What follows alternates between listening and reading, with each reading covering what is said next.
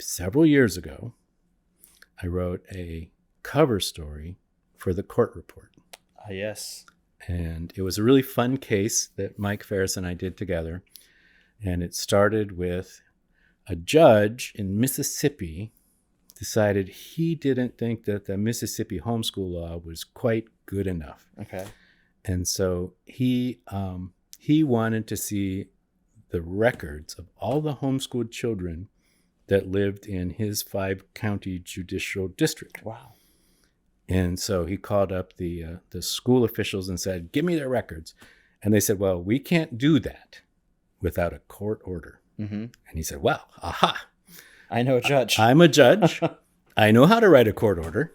And so he wrote a court order. Wow.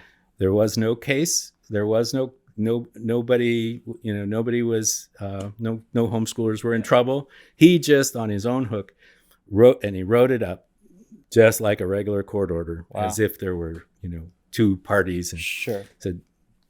So he told the school officials to submit all of the homeschoolers' court or records to him. And so they wrote a letter to all of the homeschoolers in the 5 counties, because under a federal statute called I can't remember what it stands for. It's called FERPA. It's basically says that schools have to keep children's records confidential. Okay. And the only way they can be released is with a court order. Right.